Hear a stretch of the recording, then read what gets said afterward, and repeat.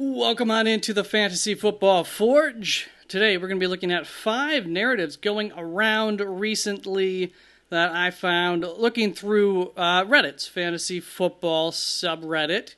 So, new format, might be a couple of growing pains, but I think that this could be good, educational, fun. I'm going to give some feedback on some of these. We're going to find out some data, and of course, looking forward to any of your reaction, your feedback. I'm going to put some stuff up in post that I'm going to be talking about, so hopefully it looks all right. And with that, thanks for your support and everything. Please don't forget to drop a like, all that good stuff. Let's get going into some interesting stuff that I found. I'm planning on doing this like each week.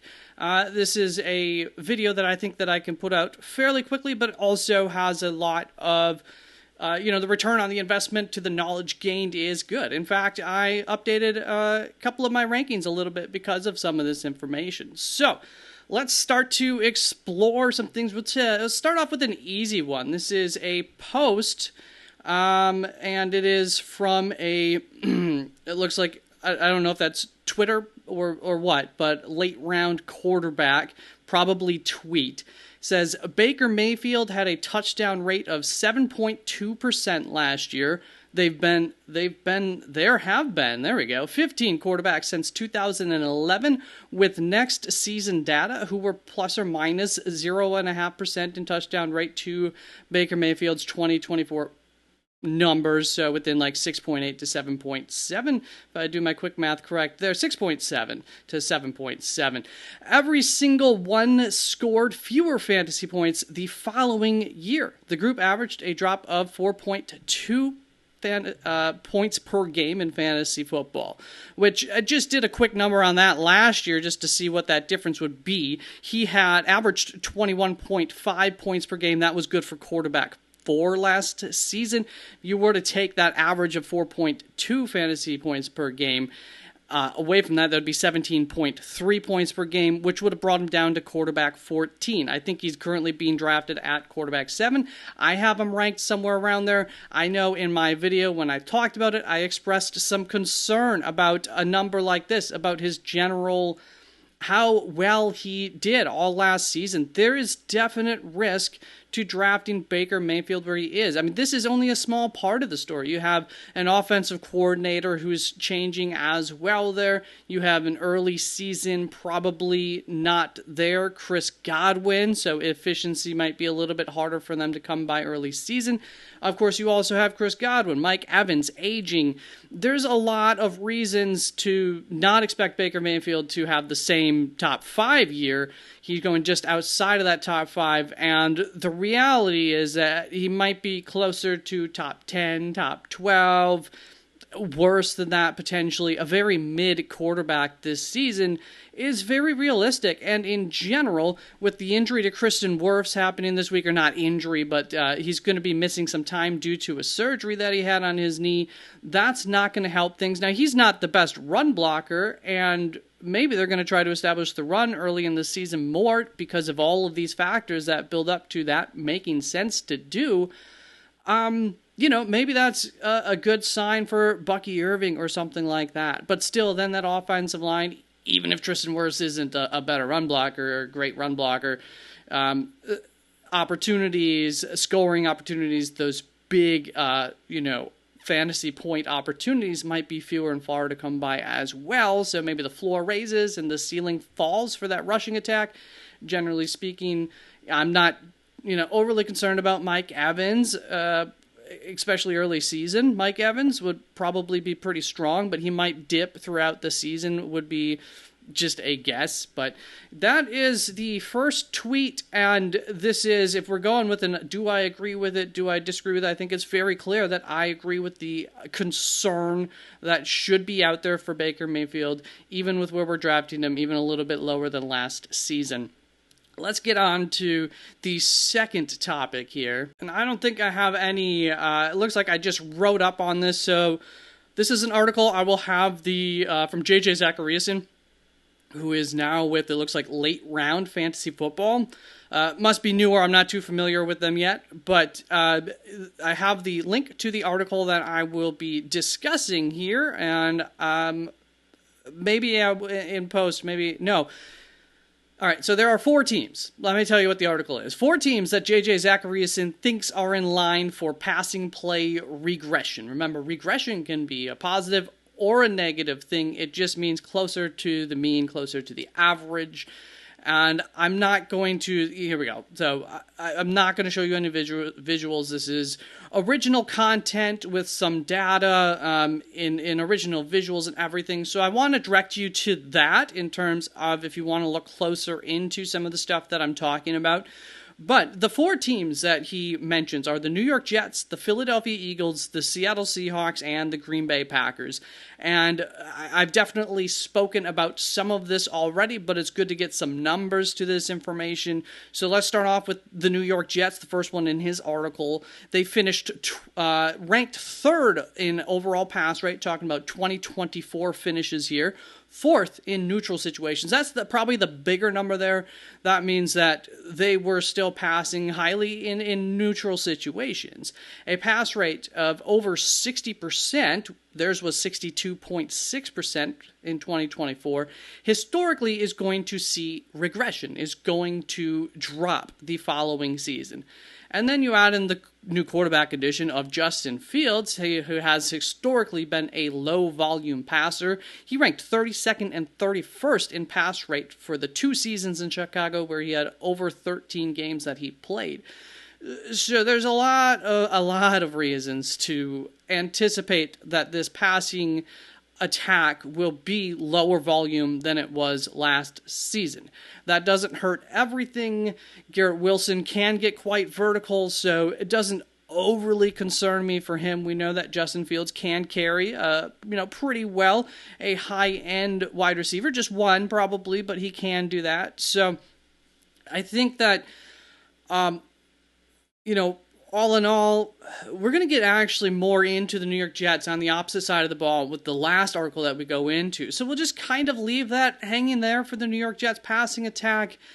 I think things kind of even out to some extent. There's obviously plenty of risk involved with it. It's tough to project Garrett Wilson and exactly where he's going to end up landing this year, especially based on where he finished last year and his overall talent level. Those don't necessarily match up either. So it's just a really, really tough projection in general for the New York Jets offense and their weapons and what will end up happening. I think that usually is not a great thing.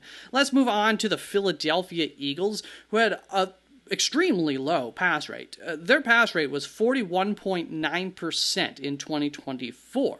There have been 7 teams since all the way back in 2011 that had a sub 45% pass rate. 6 of those 7 teams increased their pass rate the following season.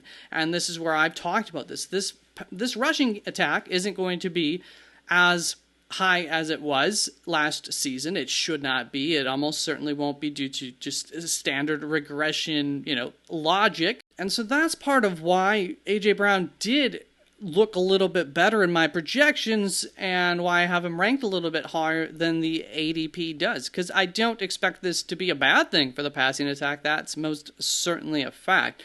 The best estimate that I could get from the data visual that didn't provide any specific numbers that J.J. Zachariason shows was that you can expect like an increase of at least 5%. Seemed pretty fair to me looking at the data to that passing attack coming off of the rushing attack. It's a small boost potentially if the team runs more plays overall, especially, but they could run fewer plays. It could equal itself out. So pass rate doesn't necessarily correlate to pass volume, but I think with a team like this, it probably does a little bit, but they still have a really good defense. They're still going to be able to run the ball a lot for as long as Saquon Barkley is healthy, that's for sure. But if he goes down at any point, that passing attack definitely could tick up and become a little bit stronger as well. So just a little bit of meat on the bone that we cannot anticipate whether we'll get that or not. That's going to bring us on to the Seattle Seahawks. They're going to be moving on from their old offensive coordinator to a new one. The old offensive coordinator had the 5th highest pass rate over expected mark, whereas the new offensive coordinator had the 25th highest number, which means quite a bit lower.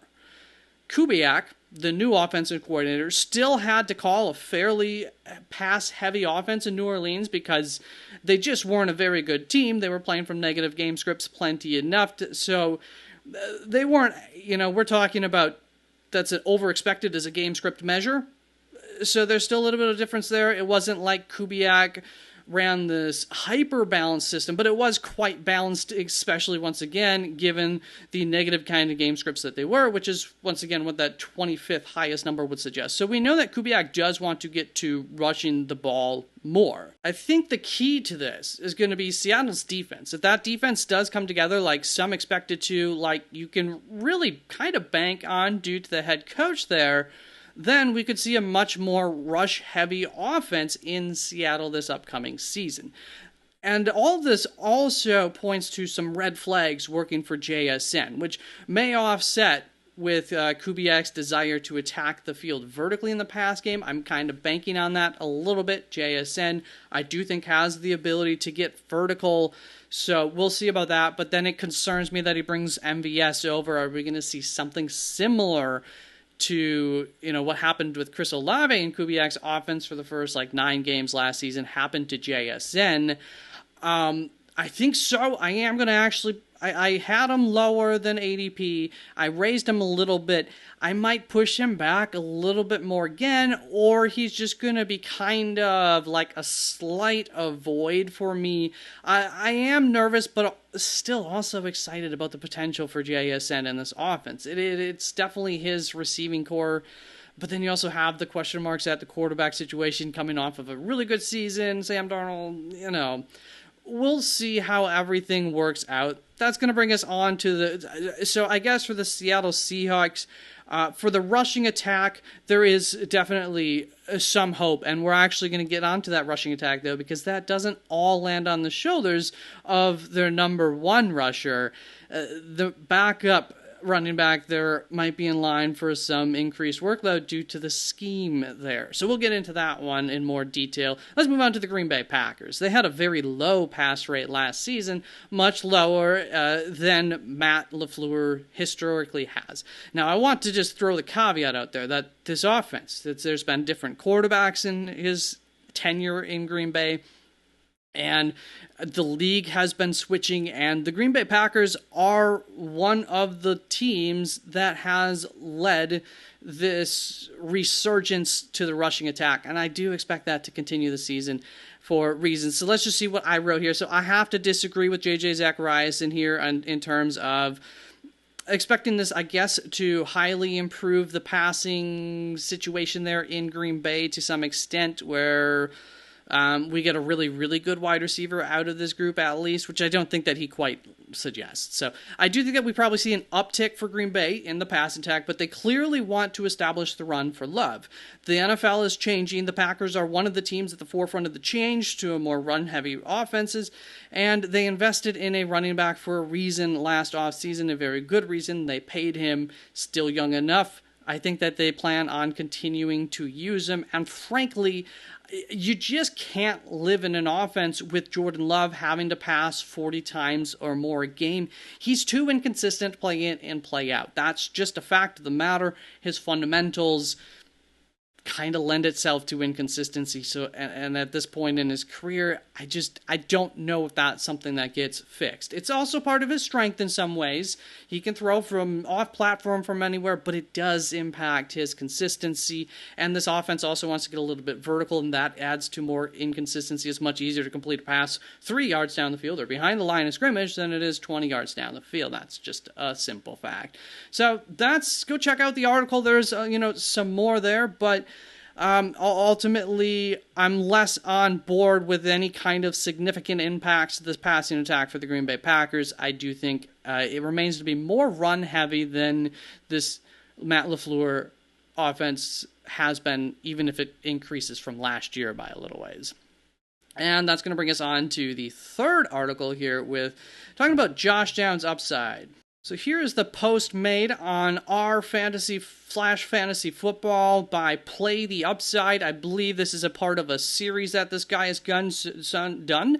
So go check that out. I think this was the last player actually in this series. As far as that upside score goes, he states that anything +2 or more or -1 or less, or greater but less, is something that like catches his eye, guys that I guess he's going to, highlight for you within his upside score.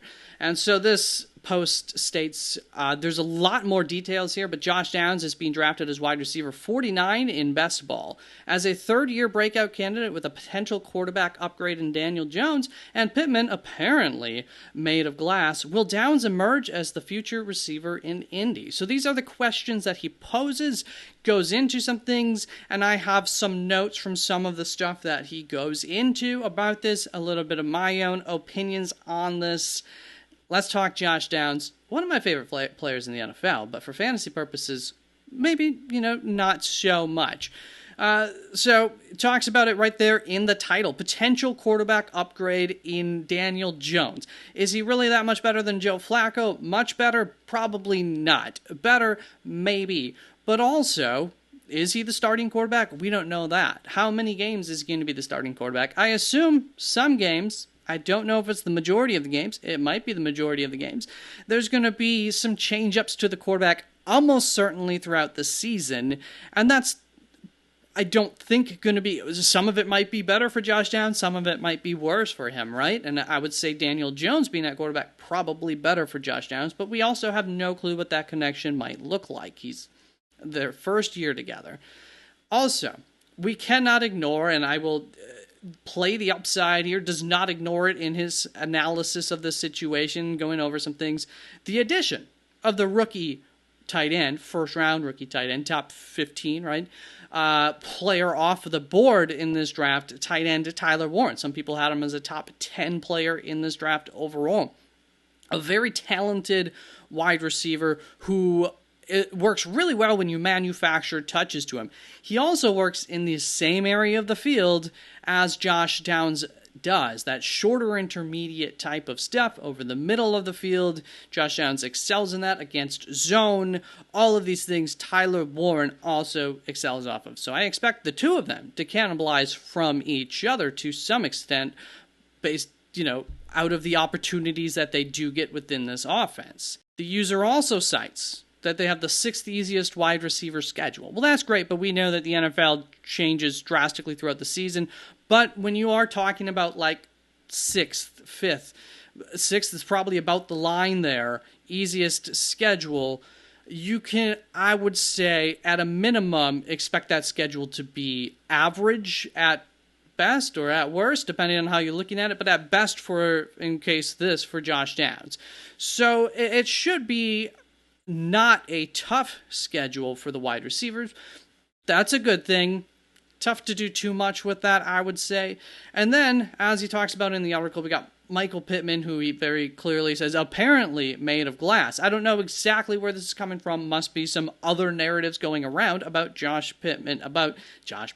about Michael Pittman being made of glass. And I think actually maybe where this does come from, maybe there's not a narrative going around. But if you're familiar with DraftKings website, they do injury scores. He has a high risk of injury.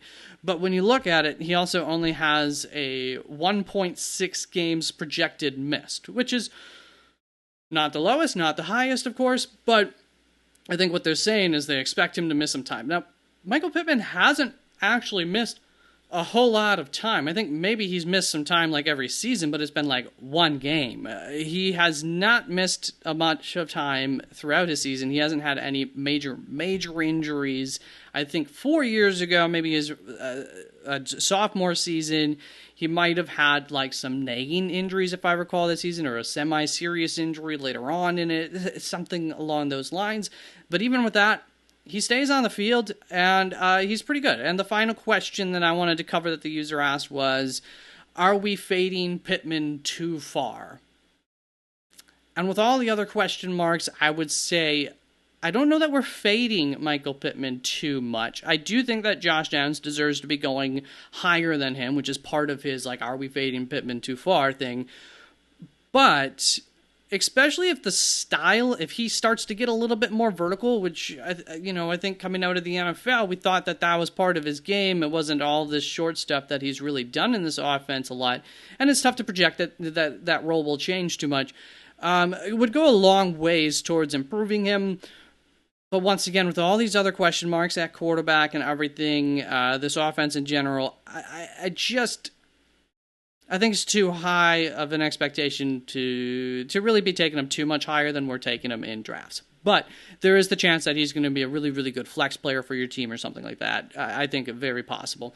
That's to bring us on to the next article or post that I looked at.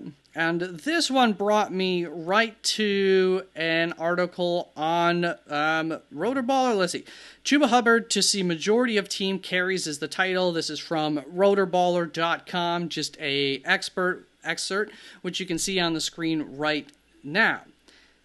So here we go. 8 days ago, as of time of recording this yesterday, the Charlotte Observer's Alex Zitlow writes that Carolina Panthers running back Chuba Hubbard, quote-unquote, will still get the overwhelming majority of touches. So that's where the title of such statements come from this year.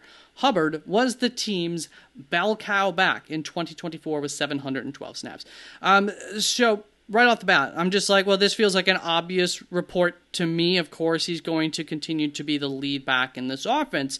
And my defenses went up here anticipating where this report or where this analysis of this report might come from Keith Hernandez. But I really actually agree with what Keith Hernandez is about to say. So he carried the ball 250 times, which ranked 11th in the NFL and second among all running backs who played 15 games or fewer. Zitlow thinks that number will drop a bit this year as the Panthers look to keep Hubbard fresh, with Rico Dowdle and rookie Trevor Etienne splitting change of pace carries. I agree with this. The 26-year-old had his first 1,000-yard rushing season with a career-high 10 touchdowns and 15 starts, adding a career-high 43 catches for 171 yards and a score through the air. There's a good chance 2024 ends up being Hubbard's career year. That's what I'm expecting. As Dowdle should be much more effective than Miles Sanders was behind Hubbard last year, fantasy managers should target Hubbard as an RB2. Once again, agreed with that. And then you have the addition of Trevor Etienne, who I would say, if anything, what he does the most is going to be eating into some of that receiving upside, too, that Chuba Hubbard had last season. So I am in complete agreement. I think we've seen the best fantasy football Chuba Hubbard that we will ever get in 2024, and that is part of why I'm lower on him. I think I have him just outside of RB2, but he's still generally in that same tier as my RB2s. I just have him on the lower end because I still don't have full confidence in this offense, how many scoring opportunities there are going to be, and I would argue that there's even more risk than this alludes to as to how much Rico Dowdle and Trevor Etienne even could end up eating into Chuba Hubbard's workload. So I do think, what is it, running back 17, is that stated in here? That must be a different player in a different article, but I do think that he's being drafted a little bit too high. I did think that the headline feels a little bit misleading, but that's how you do headlines, right? And the report feels accurate to me. So I am on board with number 4. And on to the longer one here. Number 5 is going to be 4 potential running back busts. This article is going to come to us from Rotoballer. I will get, in just a moment, I will get that up on the screen. We're just going to look at it right online. We're going to go through this, read it together, and react. And I also have the link in the description to this as well, because hopefully I'll try to skim to some extent. I have some basic notes that I want to basically touch on here. I might miss some of my notes and then have to come back. But There you go. You can see that. Offensive line analysis for fantasy football for potential running back busts. You're going to see, he calls it offensive line analysis because he is going to be using several of the same numbers for each of these examples to help make his argument. Once again, not once again, but this is coming to us by Brandon Murchison of Rotor Baller. It came out several days ago, as you could see there. So here's the introduction to the article. Once again, go check it out. Support others. Never going to be opposed to that. And here is number 1 is going to be Joe Mixon, running back of the Houston Texans. I have not been shy about my ranking of him, my concerns for him, and let's just see what some of these concerns are with a little bit more data than what I brought to you. So Joe Mixon could be a potential 2025 fantasy football bust due to his vulnerability to a high stuff percentage exacerbated by the team's deteriorating offensive line play. In 2024, Mixon posted a respectable yardage there, 11 touchdowns, bunch of carries. Still, his efficiency metrics raise concern. 4.1 yards per carry average and 20.4% stuff percentage ranked him 27th among the league, among 40 qualifying running backs, according to fantasy points data there. This stuff percentage indicating runs stopped at or behind the line of scrimmage. Those are what stuffs are. Reflects the Texans' offensive line struggles, which ranked 31st in ESPN's run block rate, 51.2%, and allowed 43 tackles for loss on running plays. That's not great. That's several per game.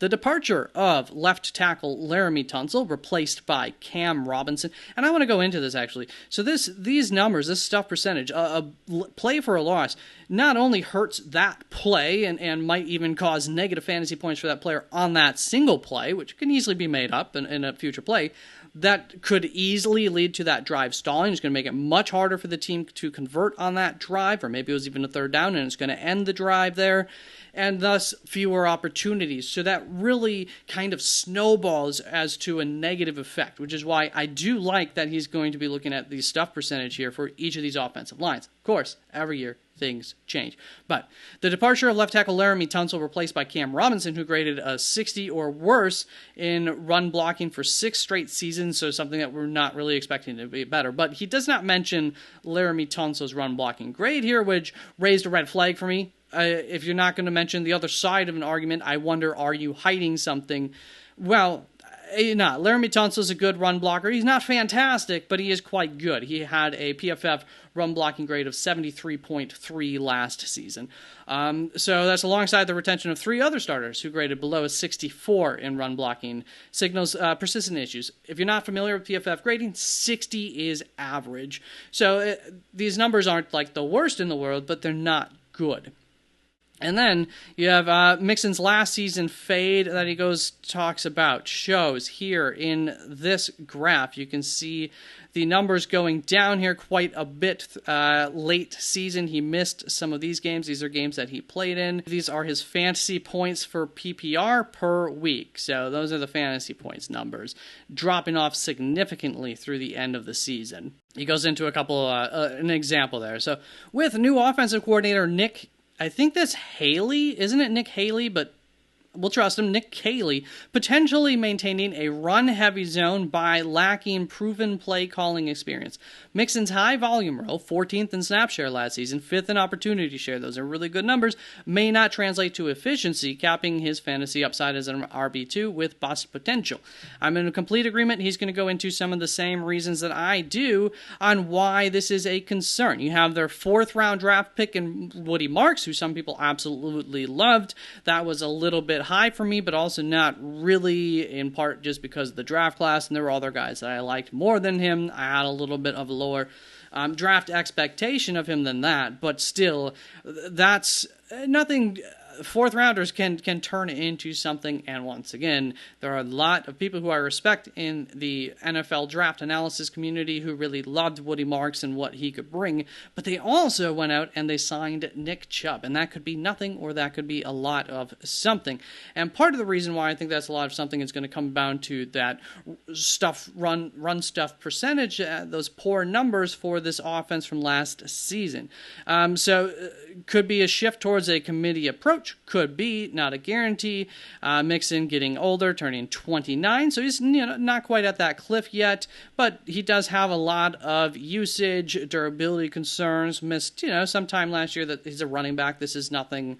This is probably about average. 3 games, I think, is a half game above average from my numbers on expected games missed for any running back. So he's saying Marks could be a receiving threat to Mixon's work. I'm not as concerned about that. Once again, this year, I think this season, Mixon will retain that role, but I think that Nick Chubb is going to be a threat to his groundwork, and definitely, especially between the two of them, some way or another, his opportunity share numbers should be going down this season. Now, he goes on to essentially state that this passing offense is going to be, worse off. So he's expecting this offense to just get worse overall. I don't know about that. I actually think this passing game is going to be in a better situation than it ended up being last season, because he's talking about to replace the departed Stephon Diggs and Tank Dell, who, of course, were great while they were on the field, but also both got injured and missed significant time last season. So I think season long, we're talking about an offense that gets better. I have a lot of faith in Jaden Higgins,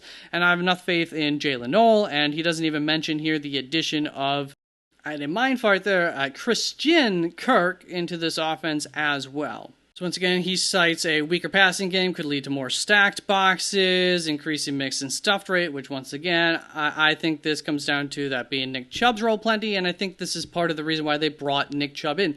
Nick Chubb is one of the best running backs in yards over expected numbers, basically, meaning a bad offensive line holds Nick Chubb back less than it does the average player historically. Now, Nick Chubb, plenty of questions with him coming back from that injury. Coming into year 2, though, off of that injury, still a lot of tread on his tires before that. To be seen, but he's just one guy that I have a lot of trusting and faith in of what he could continue to be in a shared backfield. And his final point, which I will agree with here, unlikely to improve this offensive line, unlikely to improve significantly despite offseason. Yeah, they didn't do anything, I don't think, along that offensive line that says it should be better day one. It is something where throughout this season, could they grow to be a better unit than last season? I would say yes there, but there's probably going to be some some struggles early on at the very least if it is any better than last season.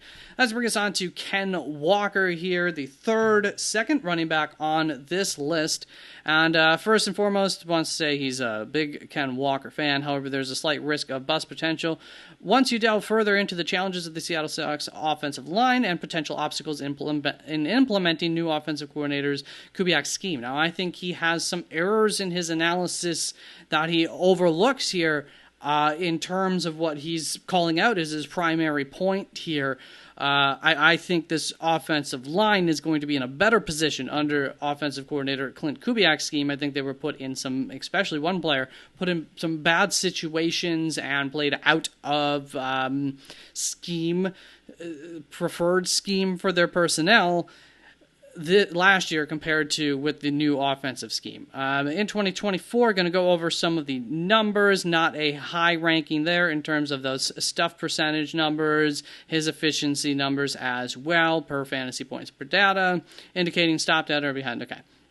The Seahawks offensive line, which ranked 29th in PFF's run blocking grade and 28th in ESPN's run blocking win rate, lost key contributors to run blocking tight end Will Dissly and tackle Jake Curran to free agency, despite additions late first round Gray Zabel. I was like, he wasn't late. Gray Zabel is going to have a fairly smooth transition into the NFL. He is still going to be a rookie, however, and it's not like he has the best, supporting cast around him to help him. So there's plenty of concerns there, especially early on with, this offensive line in general, in part due to how quickly does Gray Zabel become a plus player in the league. And then he talks about the other 3 players, and he's going to get into some point here talking about, once again, those concerns that he has going from last year's offensive scheme to this year's offensive scheme. Now, when you look at right guard Christian Haynes, who was a rookie last year, so first of all, once again, Rookie offensive linemen don't always do, more often than not, don't do very good their rookie seasons. He was asked to be a gap run blocker. They ran gap run blocking teams a lot. Well, Christian Haynes just happened to be like probably the best zone run blocking scheme offensive lineman in that draft. So they obviously were not using him to the best of his ability, and now he's also coming into his sophomore season. He's a zone run blocker, which is exactly what this new offensive coordinator, Clint Kubiak's going to be bringing in. I also thought that the writer ignored the new offensive philosophy, citing last year's 24th ranked run rate. So that was the number where it does that come in right here. So with Seattle's offense potentially leaning on Sam Darnold's passing game and breakout wide receiver JSN and a 24th ranked run rate. Well, offensive coordinator changes here. There's a definite change in philosophy. We're going from a philosophy of very, very pass-heavy, who did not change his philosophy throughout the season, to a more NFL-friendly philosophy that works better in the NFL, being more run-heavy, to a guy who does want to establish the run in Clint Kubiak. So, once again, ignoring some factors here, but we're going to go back up to some good points that he does make regarding the offensive scheme that he does not ignore. So Walker's bust rate is further amplified by backfield competition, and of course there's always injury concerns for Walker. That is very true. Zach Charbonnet, a 2023 second-round pick. I thought he got drafted too high, so I'm not like the hugest Zach Charbonnet stan, but capitalized on Walker's 2024 injuries, averaging 5.9 PPR points per game in weeks 14 through 15, 188 rushing yards over 2 games there, so not bad there, on 30 carries. So pretty good efficiency there, too, I would say. Charbonnet's 135 carries and 8 touchdowns in 2024, often in passing situations or when Walker was sidelined, suggest a growing role. Very possible in Clint Kubiak's offense, which historically features running backs. This is the important part. Historically features running backs in the passing game. Top 12 fantasy running backs in 3 of 4 prior stops. I know last year he had one of the best, if not the best, receiving running back in the league for some time now in Alvin Kamara, and they were an offense that had to pass a lot because of the situation, and Alvin Kamara got extra work, I would say, because of all the injuries to the receivers there in New Orleans. So these things don't go without, other facts that lead to these things. But still stands to say that Clint Kubiak comes from a system that does like to use running backs in the passing game, that being the Shanahan system, when they have that type of skill set in the running back room. And Clint Kubiak, coming from, having Alvin Kamara, could definitely utilize out of Kenneth Walker and Zach Charbonnet as a highlight in that type of role. And so this is the player that from this analysis I went and I did move up in my rankings, and I think he's in one of my running back videos that just came out this week, right? So just a heads up on that. But so far, every offensive coordinator there that has had Kenneth Walker has utilized Kenneth Walker the most, had him as their leading running back, despite every season a lot of people thinking Zach Charbonnet could overseat him, could get more work. It really hasn't come down to that when both of them are healthy yet. So we'll see, but a lot of reasons, several red flags for Walker, several green flags for Charbonnet that we should not ignore, I would say. And also, I think a couple of, in terms of the passing attack and the running game, maybe a little bit too optimistic about that passing attack, because there was a change in philosophy coming along from this analysis. So that's going to bring us on to Tyrone Tracy. I don't have a whole lot here. I'm very much in agreement with this. Tyrone Tracy, a tale of kind of two halves. Does he have another? He doesn't have another data mark here. He talks about some of the numbers from one half of the season to the other. He talks about also some offensive line injuries that helped to lead to that. Also talks about just a general subpar offensive line that, yeah, it's tough to imagine gets a whole lot better, if anything, and then their star player coming off of Liz Frank injury is going to raise some concerns there as well in general. So, yeah, not a lot going in favor of this offensive rushing attack, like suddenly getting a lot better. You also have Brian Dable favoring 60-40 in favor of the pass attack historically, 24th in run play percentage. I don't know how much. I don't know if that's historically or if that's just last season. He does not verify that here. But yeah, Brian Dable does like to have pass heavier offenses, I would say, historically, going back to his days with Buffalo. And then you have what I think is the big point here is going to be new competition in this backfield. Cam Skattebo, I think, almost certainly comes in as the first down, second down running back. He's going to go on to say, too, even Devin Singletary, not there, he says it at a different point, even it could be Devin Singletary instead of Cam Skattebo. There was some fumble concerns that benched Tyrone Tracy twice last season. That did not help fantasy owners those weeks, where that could continue to be a concern. He is a young previous wide receiver, so those fumbling issues aren't exactly coming from nowhere. He converted from wide receiver to running back coming into the NFL. So plenty of concerns for Tyrone Tracy. I agree with him that Tyrone Tracy's ADP probably overstates what his value will be. He says positioning him as a likely RB3 with significant bust risk in 2025 drafts and a player that will largely be avoiding this year.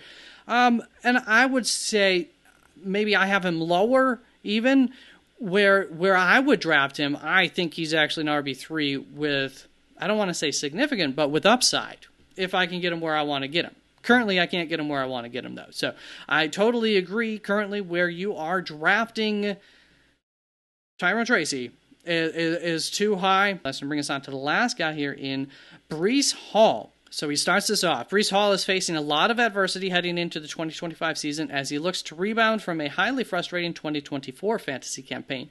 To further complicate matters, the New York Jets continue to present one of the league's worst offensive lines heading into the new year. I think he's going to go into a little bit more. I think that there are reasons to think that this New York Jets offensive line could improve, even significantly. There have been plenty of recent investments into it. There have been some injuries that have held back those, even what they had prior to their draft this season, from reaching its heights and causing it to be worse. Is it going to be a top 10 offensive line? Probably not, but I think that there's a lot of optimism actually for this offensive line coming into this season, getting last year's rookie offensive lineman back into his natural position with the drafting of Armand Membu this season. He goes over to left tackle from where he played at a right tackle and struggled a little bit last year. Had a lot of faith in him. I can't remember his name off the top of my head right now who I'm talking about, but the New York Jets' new offensive left tackle last year's right tackle, rookie, going to be a sophomore. I think he's going to have a much improved season. I think Armand Membu is going to come in and pretty solid on the other side there. So some really good tackle play. They have some good guard play when Elijah Vera Tucker is healthy, and I think they have a still young-ish, still emerging center in Joe Tippmann, who once again struggled with injuries, once again causing this offensive line to not meet its heights. So to me, I think that we should be optimistic about where this offensive line could go for next year. Just want to point that out. But there's still a lot of good points in here. So Hall's efficiency cratered compared to previous years, averaging 3.6 yards per carry. Once again, yeah, this offensive line could be a big part of that. I also think that I don't think he was fully back from his injury, or maybe he had some sort of setback a little bit with his severe major injury that he had back in 2022. So we're coming into like year 2.5 from his recovery from that, where I think you could not expect, but there could very well be the potential that he will get back to his older form, because he is a was at the very least an incredibly dynamic player with the ball in his hands, regardless of how the ball got into his hands. And one of the issues that hurt the production for Hall last season was he did not get the ball thrown to him a lot. And I think that comes down to the fact that Aaron Rodgers was his quarterback, and the addition of Devontae Adams into that offense, who is gone again. So there's a renewed opportunity for Breece Hall to get more receptions this year. than he did last year, I believe, as well. So here's the chart from last year's production numbers there. You can see, obviously, very inconsistent week in and week out, just as that team really truly was. Next thing he's going to talk about is the crowded backfield with Justin Fields' run-heavy tendencies. Now, it depends how they call this offense, but yeah, it probably cannibalizes a little bit from the running back room, but also I think we see a renewed tendency to get more rushes overall in this offense, and the threat of a rushing quarterback can help to open things up for the running back, depending on good play calling. And so he's saying this could erode into Hall's volume and receiving work. Possible, I still expect that to go up from last season. Braylon Allen, 4.7 yards per carry, 84 carries, and second-year running back Isaiah Davis, who concerns me not, but whatever. So neither of these guys were my guys in the draft. Braylon Allen, I think, still a very young guy who definitely has the body type to become an absolute bruiser, who also has incredible athletic abilities that could combine with that to make for a very, very good running back. It is possible, but when I watched who Braylon Allen was in college, it did not make me want to draft him. He felt to me like he's always running in quicksand. Even though he had the athleticism, struggled to get up to speed, those kinds of things, which I think is a big hurt. He also talks about siphoning some goal line opportunities being siphoned from Breece Hall last year. Once again, he cites Isaiah Davis in this, who had 3 red zone carries last season, and they were all late season when I think this offense started to test things out, check things out, those kinds of things. But who knows? Maybe that could be Isaiah Davis improving, getting better. I think I have a chart that I should have probably showed on screen for that. And then if you look at Braylon Allen's usage throughout the season, that actually decreases throughout the season. You look through those first 4 weeks, weeks 2, 3, 4, Breece Hall's on the field there. He goes over 35% of carries. He never hits that mark again except for the 1 week in week 14 when, I'm going to guess, look at that, no Breece Hall there. 30% in week 17, a game where it looks like maybe Breece Hall either struggled heavily, who knows, could have been some late game work. Maybe they were actually in a positive game flow that week, which just ended up giving him some carries down the stretch to help, weasel out that game. It's against Buffalo. I doubt that. But as you can see, I really wouldn't say it looks like Braylon Allen's role decreases throughout the season, especially once you get here in towards week 11. But you could go back to, once again, week 6 there and on. Overall, it decreases outside of really one shining example where Breece Hall was injured that week. Look at this. This is a bad job here. Weeks 14 through 16 led to Allen's emergence. We just looked at those numbers. I would call that a dissurgence, if that's a word, as power back, led to a 65-35 split between weeks 14 and 16. Once again, you got a week in there where Breece Hall didn't play at all. That's not right. And the 65-35, that just seems, I guess this is that number on the chart there. Those numbers are going to be, Aaron Rodgers wouldn't have been rushing enough. I was going to say overall rushing attempts. So I don't know. Is he saying Allen didn't take 65% of the snaps a single week all season? So I don't know what that's numbers about there. Or a snap split. Well, okay, maybe Allen was on the field a lot during passing plays because those are run splits that we were looking at, which we know Allen didn't do a whole lot doing that. Anyways, Glenn's made comments about hot hand approach, coach speak, all that. I still think Breece Hall is by far and away the very, very best opportunity that this rushing offense has to be a good rushing offense, and I think that he'll get that opportunity once again, year 2.5 coming off of that devastating injury in 2022. So all in all, I think some good points, some good concerns, yellow flags in general for Breece Hall and this rushing offense, and Breece Hall being a potential bust. But I'm still also willing to take an opportunity. There's a lot of upside there, a lot of opportunity. Devontae Adams being gone, opportunity that also opens up. We'll call it potential opportunity, to put it like that. So that's a yellow flag in itself. That's 2 steps removed from guaranteed opportunity, right? But yeah, that's it. I hope we learned something today. I definitely did. And let me know any of the feedback that you have on some of this. And go check out some of these articles for yourself to get a little bit more into the detail on them. Thank you very, very much. I just realized I forgot to go back to my face. We'll say goodbye from my face. Have a good one, guys.